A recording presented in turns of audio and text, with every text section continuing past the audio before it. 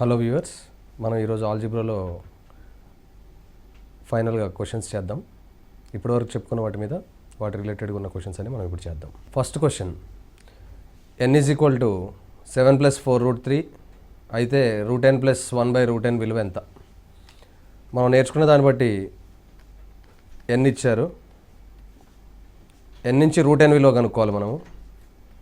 మనం ఇలా చేసేటప్పుడు దీన్ని a+b² ఫామ్లో కన్వర్ట్ చేసుకొని స్ప్లిట్ చేసుకోవాలి. ఫస్ట్ ఈ √3 ఉన్నదాన్ని 2ab అనుకుంటే 2 ఇంటూ మిగిలింది 2√3.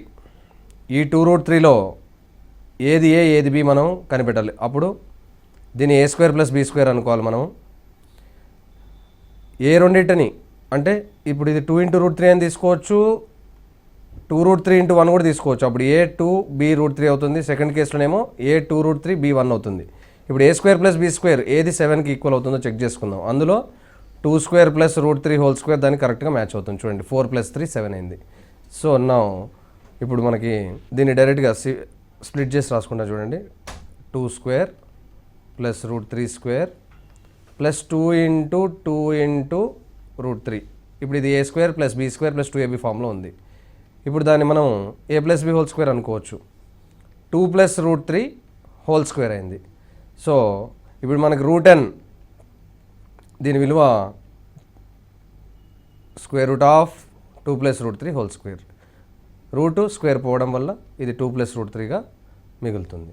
సో అలానే 1/√n దీని విలువ ఎలా చేయాలి? 1/2 + √3.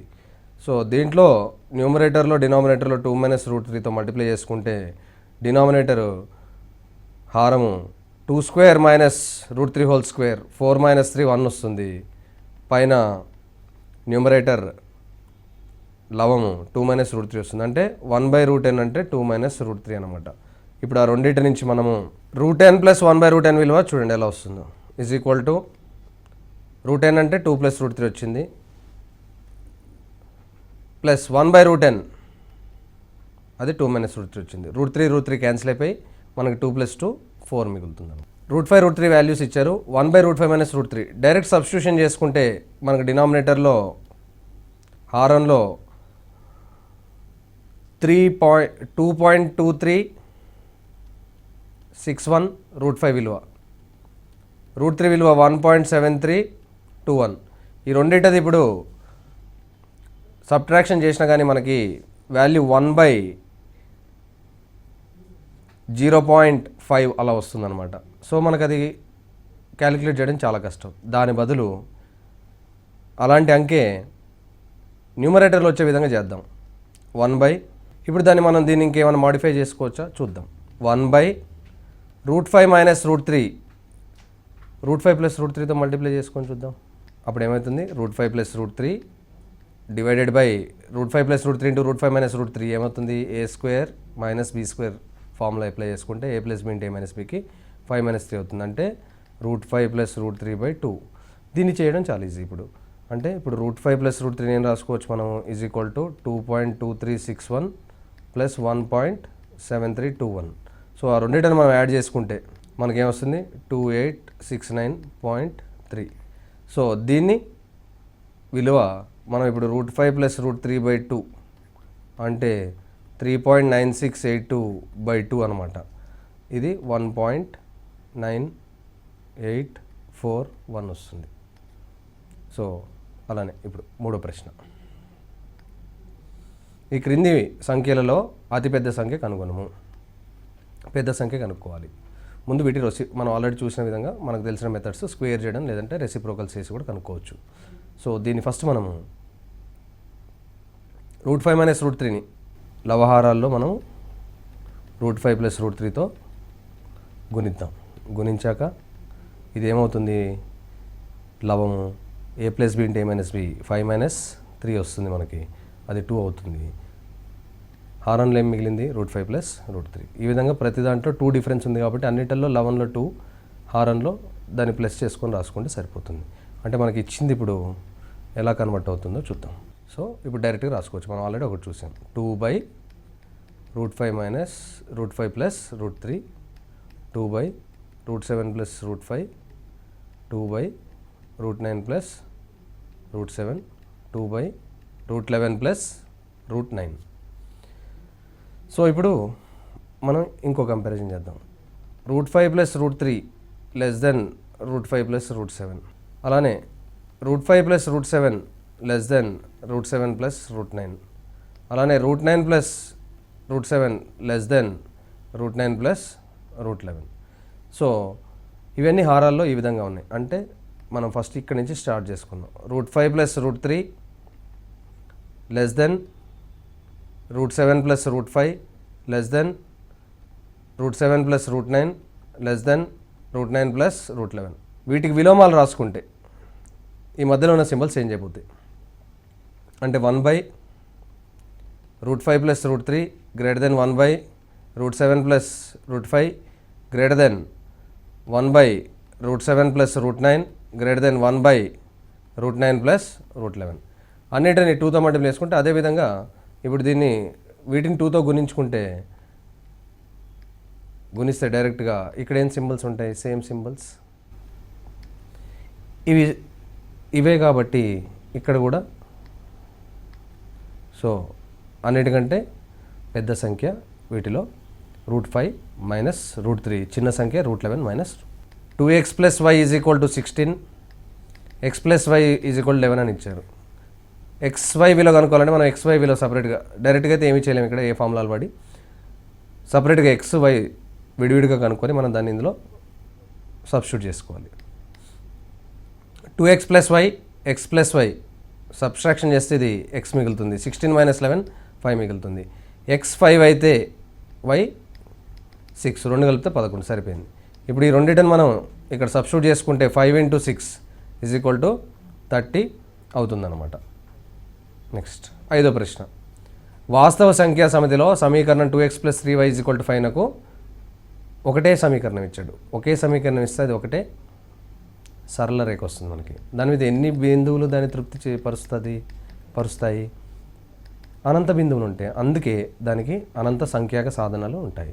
రెండిస్తే మనం కలవకపోవచ్చు, ఖండించుకోకపోవచ్చు, సమాంతరంగా ఉండొచ్చు, రెండు ఒకటే అయ్యవచ్చు. రెండు ఒకటే అవ్వడం, ఇది రెండు సేమ్ కాబట్టి, అంటే ఒకే సమీకరణం ఇచ్చాడు కాబట్టి దీన్ని అనంత బిందువులు తృప్తిపరుస్తాయి. అందుకే అనంత సంఖ్యాక సాధనాలు ఉంటాయి అన్నమాట దీనికి.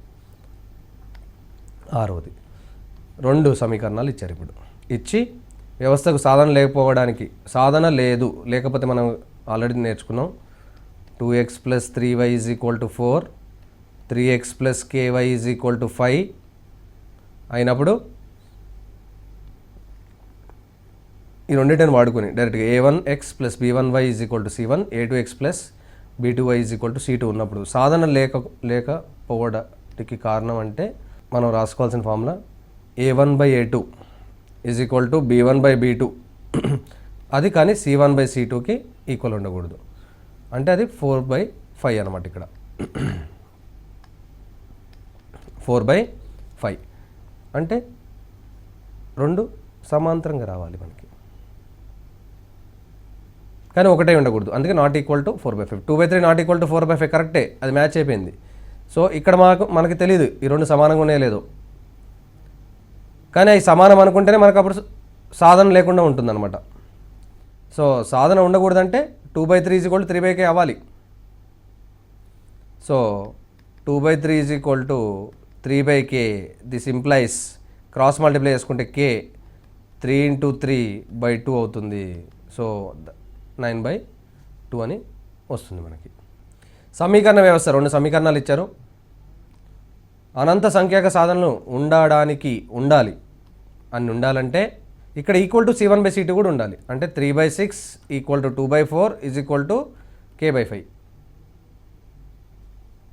ఈక్వల్ టు లేకపోతే లాస్ట్ దానికి సాధన ఉండదు. అన్నీ ఈక్వల్ ఉన్నాయి అంటే దాని అర్థం అప్పుడు దానికి అనంత సంఖ్యాక సాధనలు ఉంటాయని అర్థం అనమాట. సో ఈ రెండు చెక్ చేయండి. ఈ రెండు already equal to 1/2 equal to 1/2 is equal to k/5. ఇది కూడా ఈక్వల్ ఉండాలంటే ఇప్పుడు ఇక్కడి నుంచి మనం k విలువ కనుక్కోవాలి డైరెక్ట్గా. సో 1/2 × 5 నీటి తీసుకొస్తే is equal to k. So k విలువ ఎంత? 5/2 2 అన్నమాట. 8వ ప్రశ్న, ఏ యొక్క విలువ వద్ద ఇది ఖచ్చితమైన వర్గ సమీకరణం అవుతుంది, అంటే హోల్ స్క్వేర్ అవ్వడం అనమాట. ఇప్పుడు ఇక్కడ రూట్ ఎక్స్ ఉంది చూడండి, దాని నుంచి మనకు స్ట్రైక్ అవ్వాలి. ఎక్స్ని root X whole square plus 2a అని రాసుకున్నాం. అప్పుడు 1/4 ఉంది, అంటే ఇప్పుడు మనం దీన్ని 1/8 అని రాసుకోవచ్చు. అంటే 2 4 8 1/8 అవుతుంది అలా. సో 1/4నే మనం 2/8 అని రాసుకున్నాం. ప్లస్ అంటే ఇచ్చిన మనది దీన్ని కొద్ది మాడిఫై చేసి రాసుకుంటున్నాం అనమాట మనం. ఈజ్ ఈక్వల్ టు, ఇప్పుడు మనకి ఇది హోల్ స్క్వేర్ అవ్వాలంటే ఏ స్క్వేర్ ఉంది, 2ab ఉంది, అంటే బీ స్క్వేర్ లేదనమాట. దీన్ని బీ స్క్వేర్ అనుకుంటే ఏ స్క్వేర్, ఇప్పుడు కంపేర్ చేసుకుందాం. ఈ రెండు సేమ్. ఇప్పుడు A square is equal to 1/8 whole square, అంటే ఇది హోల్ స్క్వేర్ అని రాయగలుగుతున్నాం కాబట్టి. సో ఏ స్క్వేర్ ఎంత, 1/8 హోల్ స్క్వేర్.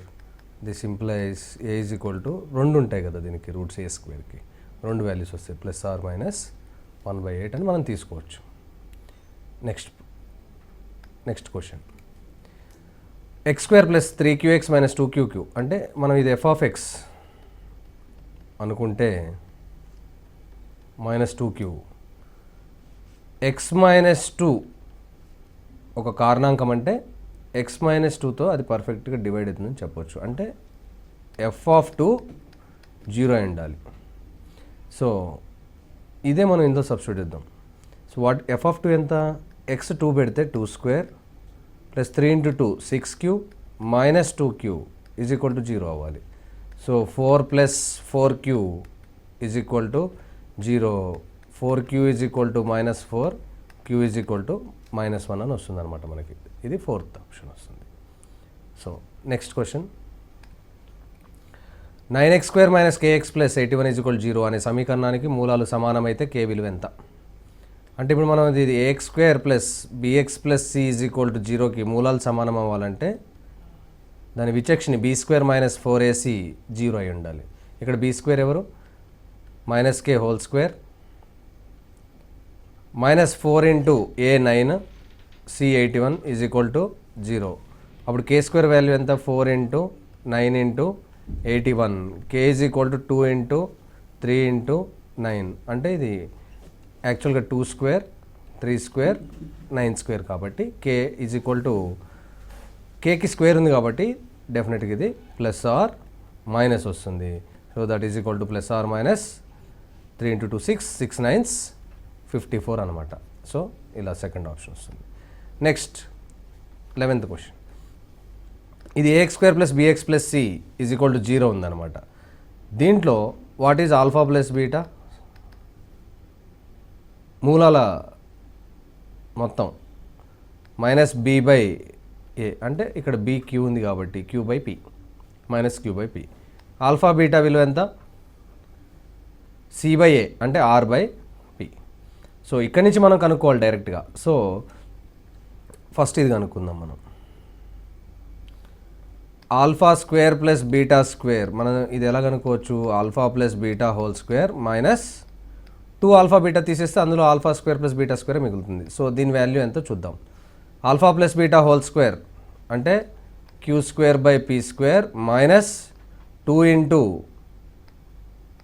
ఆల్ఫా బీటా ఎంత, r/p. దీన్ని ఫైనల్గా సింప్లిఫై చేస్తే q² మైనస్ 2pr/p² వస్తుంది. అంటే ఇది ఈక్వల్ టు ఫస్ట్ది అనమాట. సో నెక్స్ట్ దీన్ని చేద్దాం, ఇక్కడే చేద్దాం. దీన్ని ఏం రాయొచ్చు, క్రాస్ మల్టిప్లై చేసుకుంటే alpha plus beta by alpha beta అని వస్తుంది. ఆల్ఫా ప్లస్ బీటా ఎంత, మైనస్ q/p, ఆల్ఫా బీటా ఎంత, r/p. p and p cancel అయిపోయి మైనస్ q/r అని వస్తుంది. అంటే ఇదన్నమాట. ఫైనల్గా మిగిలింది మనకి ఇది ఒకటే. దీని వాల్యూ వస్తుందో చూడండి, ఆల్ఫా స్క్వేర్ క్రాస్ మల్టిప్లై చేసుకుంటే beta square by alpha beta. Alpha square plus beta square already కనుక్కున్నాం మనం, అది ఇక్కడ ఉంది చూడండి, q² minus 2pr/p² into alpha beta ఎంత, r/p. ఒక p క్యాన్సిల్ అయిపోతే ఇది ఫైనల్గా మనకు మిగిలేది q² మైనస్ 2pr/p². పిఆర్ అనమాట. అంటే ఇది సెకండ్ దానికి అండ్ మైనస్ ప్లస్ కాదు. సో ఇది థర్డ్ దానికి అంటే 3 అయిపోయాయి మనకి. అంటే A4. సో ఈ 2 ఆప్షన్లో ఒక option. Next B3. So first option. C ఆబ్వియస్గా 1 అందులో. ఇది దాని ఆన్సర్ అనమాట. Next 12th question. ఒక అంకె శ్రేణిలో 9వ పదము -6, 25వ పదము 14 పదాంతరము. చూడండి, పదాంతరం D అనుకుందాము. 9వ పదంకి మనం 25వ పదానికి వెళ్ళడానికి, 9వ పదం నుంచి 25వ పదానికి వెళ్ళడానికి మనం ఎన్ని పదాంతరాలు కూడాలి? ఒక పదాంతరం కూడామనుకో, దీనికి ఒక డీని కూడితే యాడ్ చేస్తే A9కి అది A10 అవుతుంది. సో అలా మనము 16 డీలు యాడ్ చేస్తే 25 అవుతుంది. సో దీనికి 16 డీలు యాడ్ చేద్దాం, 16D. సో A9 ఎంత? -6 plus 16D is equal to A25 అంటే 14. 16D is equal to 20. D is 20/16 is equal to 4 5 20, 4 4 16 అంటే 5/4 మనకు వస్తుంది అనమాట. 13th question. ఒక అంక శ్రేణిలో మొదటి పదము 3/2 మరియు పదాంతరము 1 అంటే ఫస్ట్ టర్మ్ 3/2 D1 అని ఇచ్చాడు. దాని 11వ పదం అంటే A11 is equal to A plus. So A1కి 10 సార్లు D యాడ్ చేస్తే 11 వస్తుంది. అంటే n-1 11th టర్మ్ కాబట్టి 11-1 10 Dలు యాడ్ చేస్తే 11వ పదం అవుతుంది అది. అంటే 3/2 ప్లస్ D1 కాబట్టి 10 × 1 1. సో ఇది 3/2 ప్లస్ 20/2. సో టోటల్ 23/2 అని మనకు వస్తుంది అనమాట. Next 14th question. 2√2 4 గుణశ్రేణిలో ఉన్నప్పుడు అంటే ఇది AR స్క్వేర్ అయినప్పుడు ఎక్కడో AR⁻n-1 ఎన్నో పదము అది 128 అని ఇచ్చాడు మనకి. మొదటి 3 ఇచ్చాడు, 2 ఇచ్చాడు, 2√2 అండ్ 4 ఇచ్చారనమాట మనకి. సో అలా ఇచ్చినప్పుడు ప్రశ్నలో ఏ తెలుసు అంటే ఏ నుంచి ఇక్కడికి వెళ్ళడానికి దేంతో దీన్ని మనం గుణించాం? √2తో గుణించాం. అంటే R√2. ఏ ఎంత? 2. ఆ 2 చెప్పేచ్చు ఇక్కడి నుంచి. సో ఇప్పుడు మనం 128ది ఎన్నో పదం అని అడుగుతున్నప్పుడు అది మనకు తెలియదు, ఎన్నో పదం అనుకుందాం. అది ఈక్వల్ టు 128 అనుకుంటే n విలువ ఎంత వస్తే మనకు n మన ఆన్సర్. సో A2 ఇది √2 power n-1 is equal to 128. So ఇప్పుడు ఇక్కడి నుంచి √2 power n-1 is equal to ఒక 2ని క్యాన్సిల్ చేద్దాం. ఇక్కడ 2 ఎంత? 64 వస్తుంది. So √2 n power n-1 is equal to 64. 64 అనగా 2 పవర్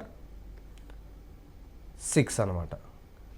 దీన్నే మనం √2 చేసుకుంటే 2 అంటే √2 హోల్ స్క్వేర్. ఆ స్క్వేర్ 2 × 6 12 అయిపోతుంది ఇది. సో n-1 12 అయినప్పుడు n ఎంత? 13 అవుతుంది అనమాట. So next 15th question. ఈ పదాలు మొత్తం కనుక్కోమన్నారు. n పదాలు అయితే ఎలా? సో ఇలా ఇచ్చిన ఏ క్వశ్చన్కైనా 7 77 777 ఇలా ఇచ్చిన అన్నిటికీ ఒకటే పద్ధతి ఉంటుంది. సో ఆ పద్ధతి ఏంటంటే ఇందులో ముందుగా 5 కామన్ తీయాలన్నమాట. తీస్తే 0.1 సమ్ అనుకుంటా, అన్నిటిని కూడాలి కదా, ప్లస్ చేస్తున్నాను అనమాట అన్నిటిని. 0.11 0.111 అలా ఎన్ని పదాలు ఉన్నాయి? n పదాలు ఉన్నాయి.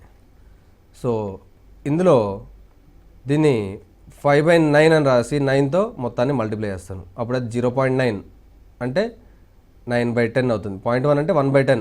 0.11 అంటే 11/100. సో నెక్స్ట్ది 99. 9తో గుణిస్తే 99.